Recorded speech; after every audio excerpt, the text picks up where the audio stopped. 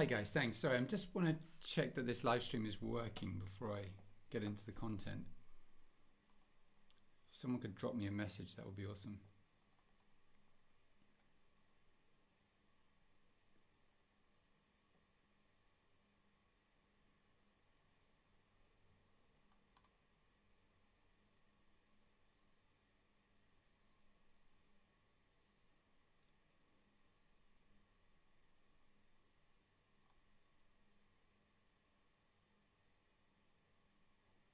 Okay, according to YouTube, it seems that we're live now. So thanks so much for connecting.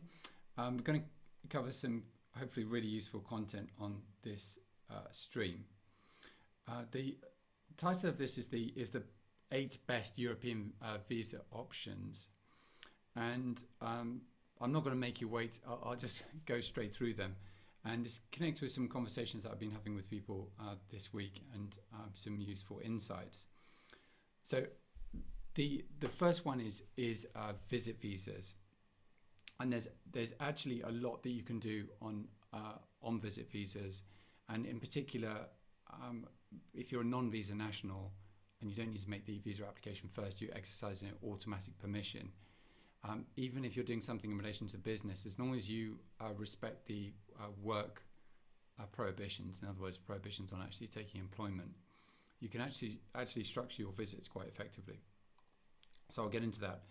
But then the second is startup visas, and there are a number of them.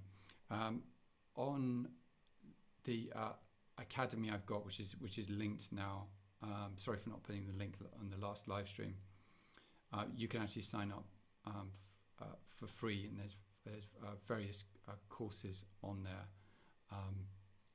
which you can take, which are the key courses, including the key European startup visa courses. There's actually some more that are going to be published soon, but you can see there the key startup visa routes, and all of those are with successful visa applicants, so you can hear their stories and see example documents and all the sample documents you would need, and application walkthroughs. So the third one is freelance visas, and I'll get into that. Then we got entrepreneur visas, so not just the startup visas, which are usually targeting tech, but broader entrepreneur visas where you can do other businesses. Then you've got partner-based visas, then investor visas, then you've got retirement visas, and then number 8 is student visas. So plenty to get through. So let's just start with the visit visas. Now, the rules for the UK, and I just highlight, of course, on all of these matters, do take specific legal advice. If you want to speak with me or one of my European partner lawyers, then I'm very happy to assist. This is just for information purposes only. Now, if we just go to the visitor rules for the UK, for example, we are still within Europe, notwithstanding Brexit. I think there's some good some important points to be illustrated. And I was speaking to some Americans this week about how they could structure their visits as well, looking to set up a business in Europe.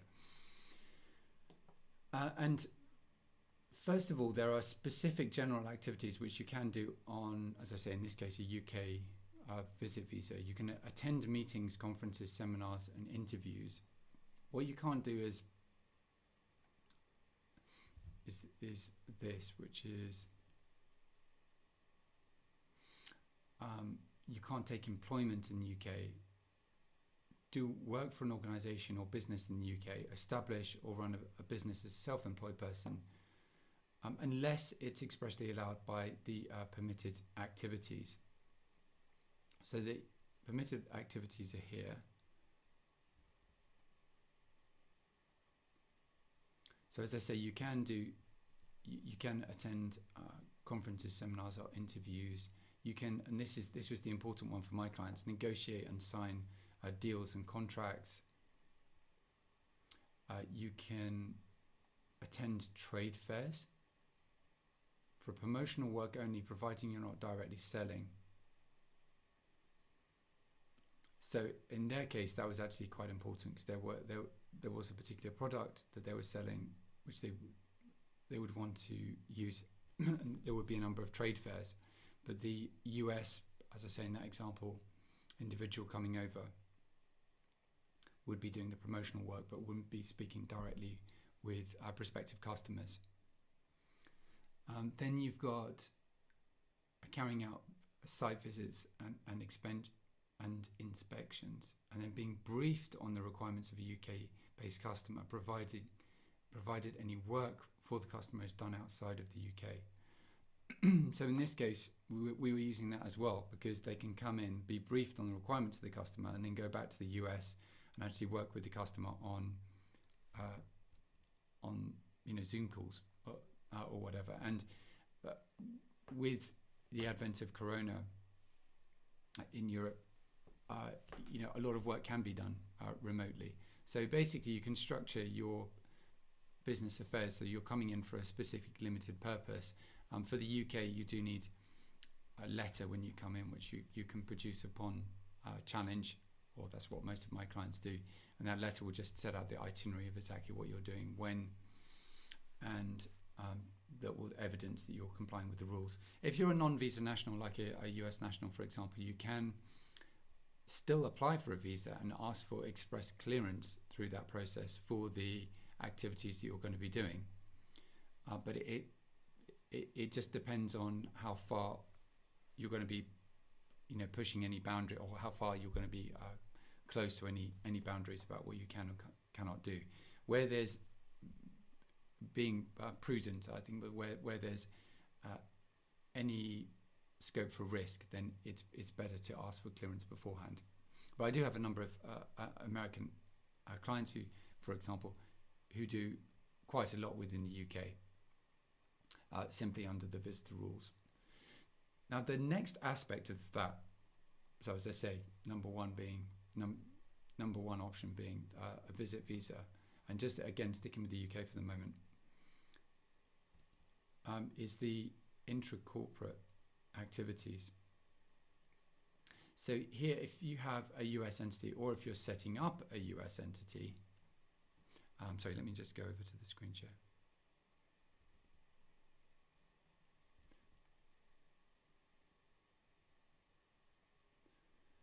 So if you have a foreign entity, or you're going to be setting one up, and you also have a UK entity, then you can do these things: advise and consult, troubleshoot, provide training, and share skills and knowledge. So that's quite important. That's quite broad, and it allows you to do more than the activities you'd be able to do just as a general visitor. So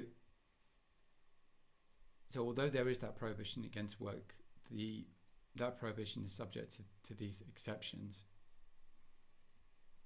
And if you do have two related companies, or a parent company has two subsidiaries, or your foreign entity is a parent company and the UK one is a subsidiary, for example, then you can either apply for a visit visa, or if you're a non-visa national, simply come on that basis, as I say, usually with a letter that would protect your position upon any challenge, as unlikely as that may be.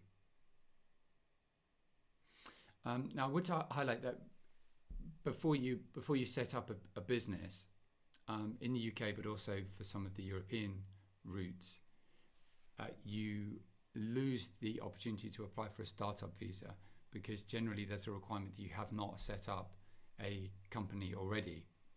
Hence, the startup. Well, it's targeted to people who are setting up new businesses where they don't have any history in the country in question, and certainly that's true of the UK. So if you set up an entity and that's trading, then you wouldn't then be able to apply for the startup visa. So be careful about that. But you can still set up entities, for example, in the UK. But I would just do your visa eligibility checks first. So that's option number one, is first of all just check whether you can come on a visit visa to do what you want to do, because there isn't necessarily much of a point going through some of the more involved processes if you haven't first checked whether you can do that on a visitor visa. Be very careful about infringing any work prohibitions in the process. So that's visit visas. Next one is the startup visas, and as I say, there are a number of them.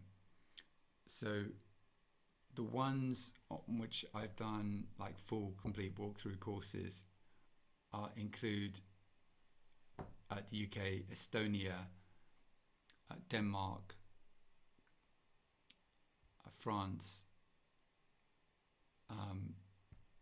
and also we've got one coming. We've got some others coming out soon on Denmark and Netherlands, which should be out in the next week or so. So there are a number of them, and So it's worth checking those out. Generally, there's an emphasis on tech, but most businesses in my experience, most businesses that are being started now have a strong tech element, or certainly ought to have a tech element to be competitive. It's not for more traditional businesses, and some clients I was speaking with this week who are looking to bring a more traditional product to Europe, then you might be better off with one of the entrepreneur routes rather than the startup routes. And I would definitely think about this if you have a software background, and most of them have the emphasis on software as a service. But before you do that, and before you go through the process of looking to get endorsed and everything, which is one of the areas that my courses touch on, you can, as I say, just sign up to the platform for free and get some more information about them. Before you go through all that process, check that you can't come in on some other basis, not necessarily just the visitor basis, but another visa that would still allow you to do what you want to do, but without necessarily having to be assessed on your startup, on its success. And one of them is the passive income visas, the retirement visas, which I'm going to come to in a moment, because one of them, for example, for Portugal, allows you to work in the country and just demonstrate a certain amount of passive income. So if you can do that, it may not be necessary for you to go through an endorsement process if you can qualify for that. So they're the startup visas. Obviously, I've got lots of more detailed videos and walkthroughs on this channel and on the courses, which you can check out. But the next one is the freelance visas and the reason I mention these as a separate category is you don't for these necessarily have to go through an endorsement process. In other words, be supported by an incubator or be supported by venture funding. So for the freelance visas, there's usually some approval process. In other words, some government assessment, or that assessment might be delegated to a chamber of commerce. There is some assessment of what you're doing, but as a freelancer, you're not expected to have a hugely scalable business. You could have, say, a digital agency of some kind that would only get to a certain size, or a business that's premised on your ability to provide services rather than having a scalable SaaS product. So that's the next category. The one after that, so we're on number 5 now, is the partner-based visas, and this is super important. If at the moment, especially if you're looking at the UK, if you have a European partner, then there's this limited window of opportunity to come into the UK and secure what they call pre-settled status. But you've got to be residing in the UK by the end of the year.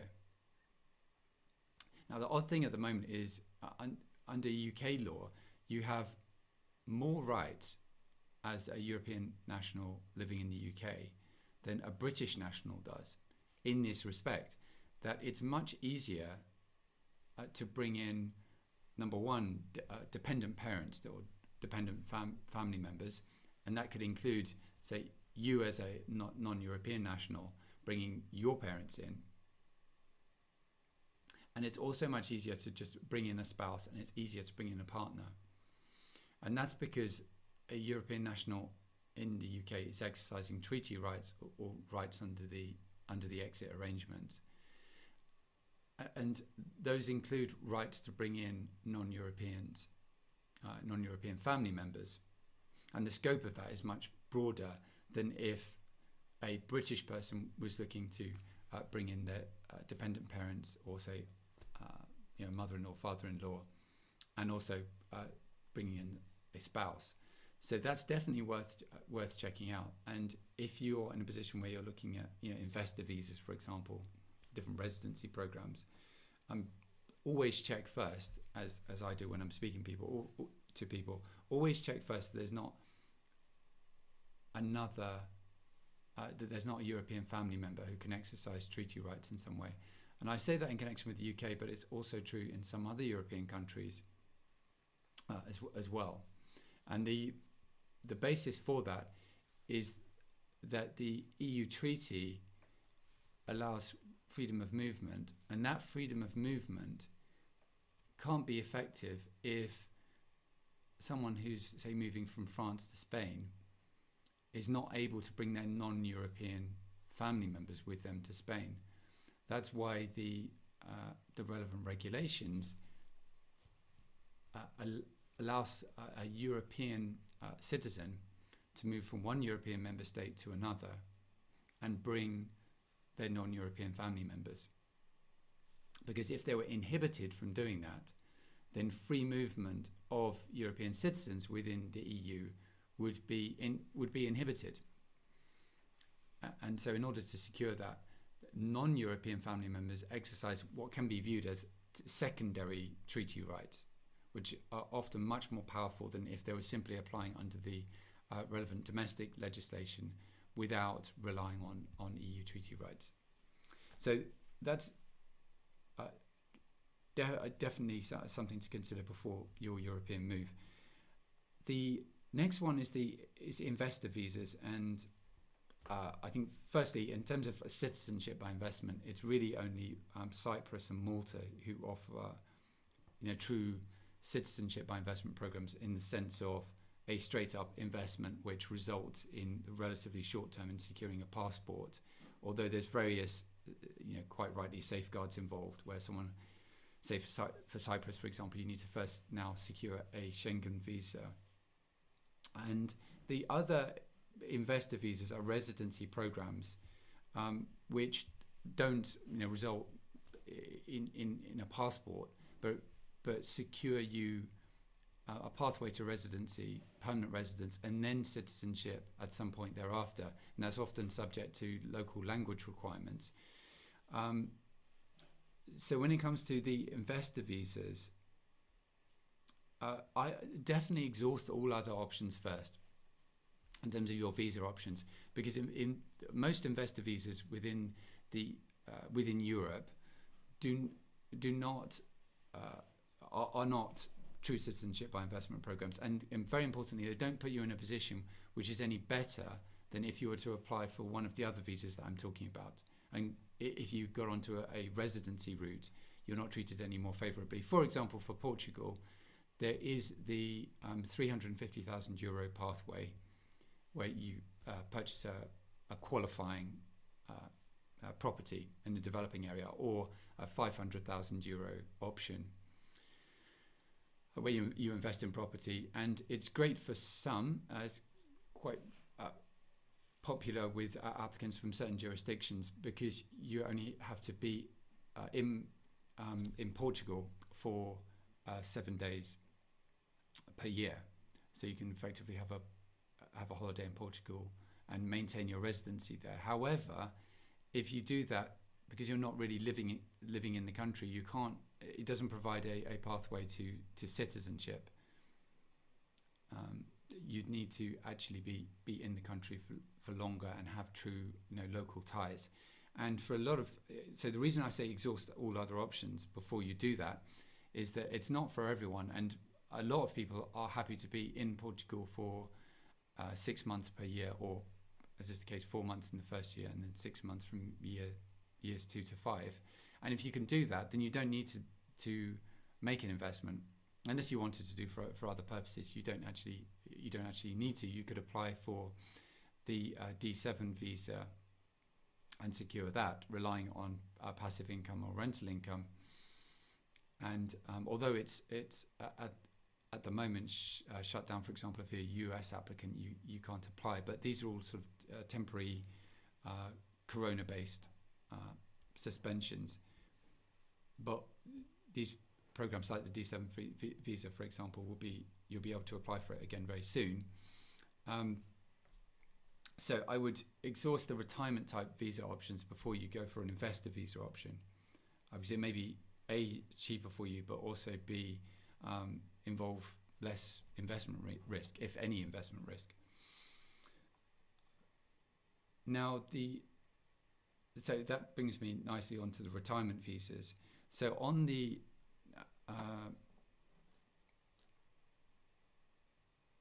in the academy, you can again just we've got the what's referred to for Spain as the non-lucrative visa. We've got a course on that. So again, feel free to sign up. So it's the Spanish residence visa. It's called the non-lucrative visa. And it's based on the experience of Kurt, who was successful in securing the visa, and it's got the example documents and so forth to allow you to apply. And that's basically a retirement visa, but with some working restrictions. But that secures residency. And I just think the retirement or basically passive income visas are worth looking at first before you go down an investor visa route or citizenship by investment pathway. The next one is student visas, and I think this is super, especially for Germany. And I've got a course that's coming out shortly on this, and I'll have some YouTube content on this as well. So Germany, incidentally, my wife and my daughter are German citizens as well. I learned German and have a lot of connections with Germany. And the student visa is I think a fantastic option, because it hits a number of areas that other visas don't within the EU, including the UK. Sorry, within the EU or the UK. So for Germany, you can first of all, you can secure visa options which are either free or at very little expense, or which involve you actually being paid. So with a grant. So that's the first one, is the cost of the actual degree for non-Europeans. You can spend huge sums of money in certain countries and certain institutions, but there are options which, especially for Germany, which involve you paying little or nothing, or actually being paid with a grant. It also involves a right to work part-time. You have that in the UK as well, but that's available. And also a pathway to permanent residence, which is very important. So in the UK, for example, if you have a student visa, then you don't have a pathway to permanent residence. You will have the post-study work option starting soon. But the post-study work is that will be for 2 years after your Tier 4 studies. But then you'd need to switch into a sponsored route. So you don't have from the beginning a pathway to permanent residence, which you do for Germany. So I definitely recommend checking that out. As I say, I've got a course coming out on that. So if you sign up, you can, if you enroll in the academy, then you can get details about that. So those are the 8 options. I think it's great to look at it like that, and if you run through that as a broad sort of checklist to start with, then hopefully that provides a really helpful basis for starting to research things. If you do want to touch base with me and schedule a consultation, feel free to do so. Thanks so much for your time, and I'll see you in the next live stream. Bye for now.